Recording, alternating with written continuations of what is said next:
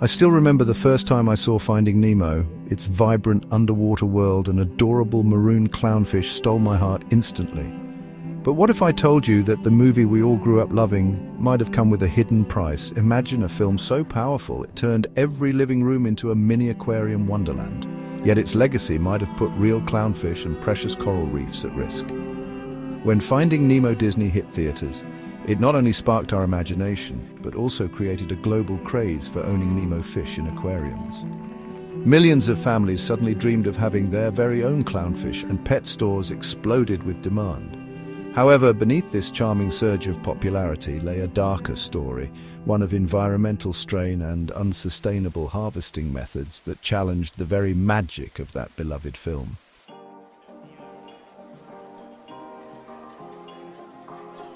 Growing up, Finding Nemo wasn't just a movie for me. It was a portal to a world where adventure met heartfelt lessons. I watched it countless times, mesmerized by the bond between Nemo and his dad and the breathtaking underwater landscapes. But as I grew older, I started to uncover reports and studies hinting at an unintended consequence. The film's immense popularity had turned a simple act of watching into a call for wild clownfish capture. Research revealed that soon after the movie's release, demand for these vibrant fish nearly tripled.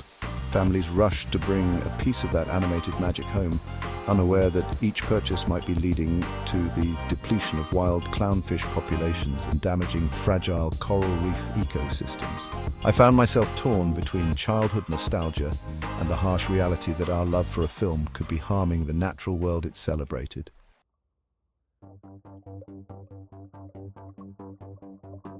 Once Finding Nemo hit the screens, the phenomenon spread like wildfire. Suddenly, every pet store, every aquarium, and every online fish market was buzzing with excitement. Kids everywhere were captivated by the idea of having their own Nemo, and parents quickly succumbed to the trend. Stores reported an unprecedented surge in clownfish sales, and the term Nemo effect began to circulate among industry insiders. It wasn't just a passing fad, this was a cultural explosion that transformed the humble clownfish into a status symbol. Across Southeast Asia, from Indonesia to the Philippines and Thailand, wild clownfish were being captured at an alarming rate.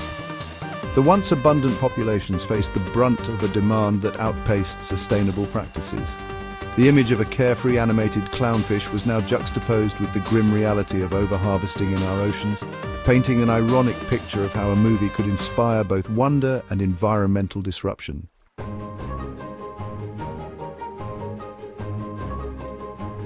As the craze intensified, so did the less-known practices that supported it. To satisfy the relentless demand for clownfish, many suppliers turned to methods that were as harmful as they were ruthless. One of the most shocking techniques was cyanide fishing, a method where fishermen would use chemical stun agents to capture the fish quickly. This process not only left many fish injured or dead before they even reached pet stores, but it also wreaked havoc on the coral reefs.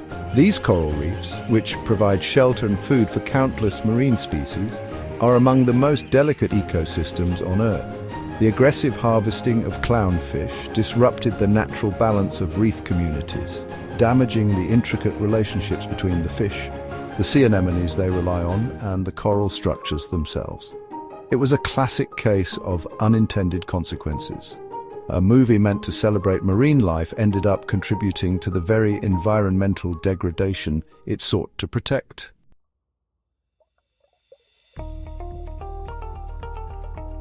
The impact of overharvesting wasn't confined to the clownfish alone. Coral reefs, which serve as the vibrant backbone of marine ecosystems, began to show signs of distress. These underwater cities are not only home to clownfish, but also support a vast array of species that depend on their complex structures for survival. When wild clownfish populations declined due to unsustainable capture practices, it affected the mutualistic relationships that helped keep reefs healthy. For example, clownfish and sea anemones share a symbiotic bond where each benefits from the other's presence, a relationship critical to the reef's overall stability. As this balance was disturbed, some areas even experienced local extinctions of clownfish, further destabilizing the reef ecosystems. News reports and environmental studies started highlighting these alarming trends. and suddenly what began as an innocent passion for a movie turned into a pressing environmental crisis.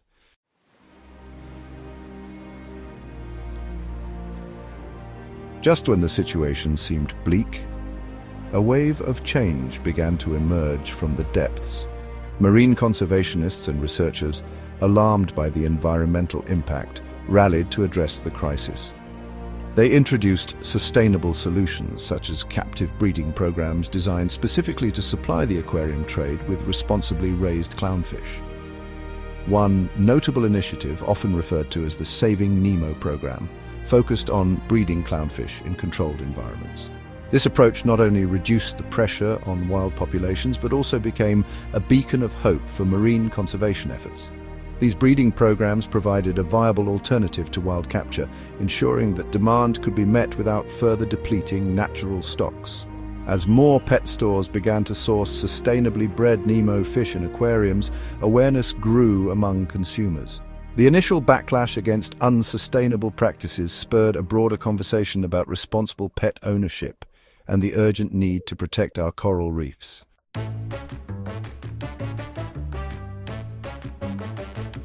Here's where the story takes an unexpected twist. Despite its early negative impacts, Finding Nemo inadvertently became a catalyst for global conservation efforts. The film's popularity, which initially led to environmental strain, eventually sparked a worldwide dialogue on marine conservation. As more people learned about the harmful consequences of overharvesting, there was a marked shift in consumer behavior. Aquarium stores and pet owners began to demand sustainably bred clownfish, and conservation groups used the film's fame as a platform to educate the public about the importance of preserving our oceans. Studies even suggested that while the so-called Nemo effect led to an initial spike in wild capture, it ultimately contributed to a surge in marine awareness and environmental activism. Today, thanks to these efforts, the legacy of Finding Nemo is no longer just about entertainment. It's a testament to how public passion can drive meaningful change. By turning a crisis into an opportunity, the movie helped lay the groundwork for improved practices and a more sustainable future for our marine ecosystems.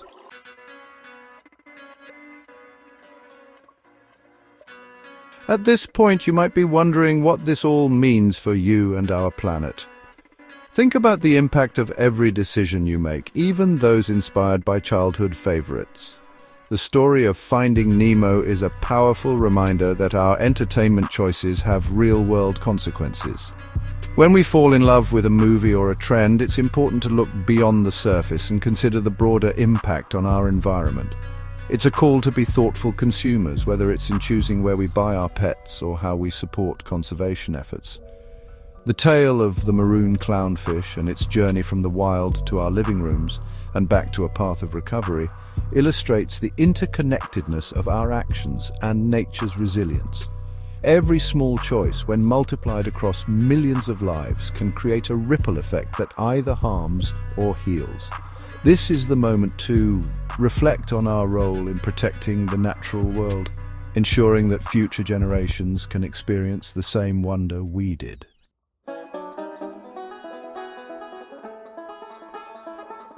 Maybe Nemo didn't ruin clownfish after all. Instead, his story taught us a vital lesson that even the most beloved icons can have a complex legacy. On one hand, Finding Nemo sparked a craze that endangered wild populations and disrupted delicate marine ecosystems. On the other, it ignited a global movement toward conservation and sustainable practices. It showed us that while our love for a film can drive demand and even lead to unintended harm, it can also empower us to make changes that protect what we cherish most. The emotional connection we feel with these animated characters carries with it a responsibility, a duty to ensure that our passions do not come at the expense of the natural world. By learning from the past and embracing sustainable alternatives, we can transform a crisis into an opportunity for growth and environmental stewardship.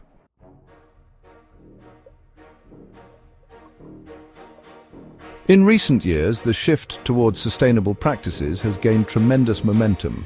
Aquarium breeders are now at the forefront of conservation, using innovative techniques to raise clownfish in captivity without compromising the health of wild populations. These efforts are supported by a growing body of scientific research and environmental studies that emphasize the importance of preserving coral reefs. For example, researchers from reputable institutions have documented how captive breeding not only reduces the demand on wild stocks, but also enhances our understanding of marine ecosystems. Conservation groups have partnered with governments and non-profits to launch educational campaigns, urging pet owners to choose responsibly bred Nemo fish in aquariums. This collaboration has led to a significant reduction in harmful practices like cyanide fishing, offering a glimmer of hope for our oceans. It's a story of transformation, of turning a potential environmental disaster into a catalyst for positive change.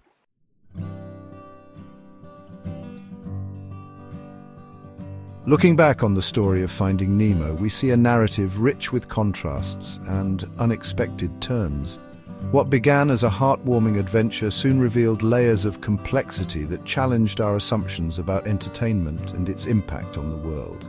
The initial surge in clownfish sales, driven by the film's charm, eventually gave way to a critical awareness of environmental issues. This journey, from rampant overharvesting to a renewed focus on conservation, underscores the power of public awareness and the importance of informed consumer choices.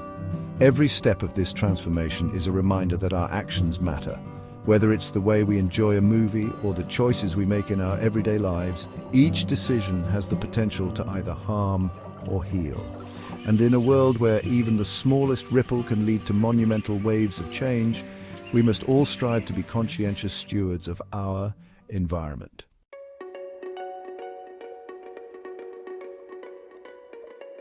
Now, take a moment to consider your own role in this global narrative. Every time you choose to support sustainable practices, you contribute to a larger movement for environmental protection.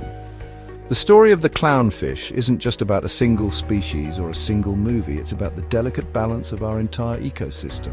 When aquarium owners opt for responsibly bred Nemo fish, they help ensure that wild populations can thrive and that coral reefs remain vibrant and healthy. This ripple effect extends far beyond individual actions. It creates a collective force for change that can alter the future of our oceans. By making informed choices, you become part of a global community dedicated to preserving the natural beauty of our planet. It's a reminder that our love for nature can inspire innovation, drive conservation, and ultimately pave the way for a more sustainable future.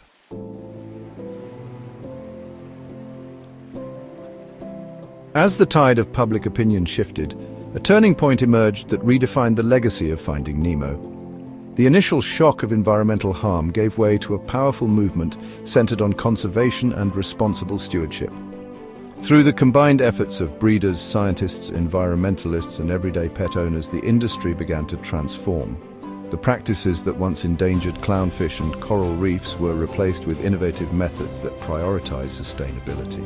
This turning point wasn't just about saving a species, it was about changing the way we interact with our natural world. It highlighted the importance of education, transparency, and collective responsibility. Every time you consider the impact of your choices, whether you're buying a pet fish or supporting a conservation campaign, you have the power to contribute to this transformation. And that realization is as profound as it is inspiring.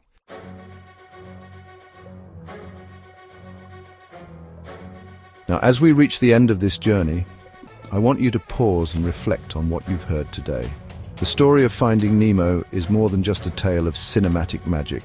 It's a call to action for all of us to rethink how our choices affect the world around us. It's about recognizing that even the smallest creature, like a maroon clownfish, plays a vital role in a much larger ecosystem. And it's a reminder that every time we celebrate the things we love, we must also consider their impact on nature. Through the highs and lows of this narrative, one truth emerges. Our actions have consequences, but they also hold the power to drive positive change. With awareness comes responsibility, and with responsibility comes the opportunity to create a better future for our oceans and all the life they support.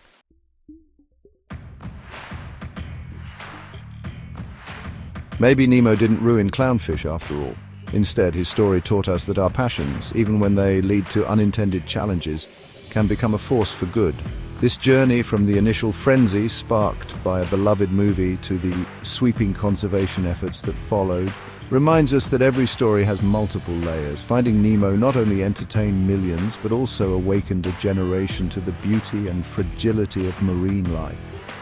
The legacy of this film is a powerful testament to the idea that love and awareness can transform even the darkest challenges into opportunities for renewal.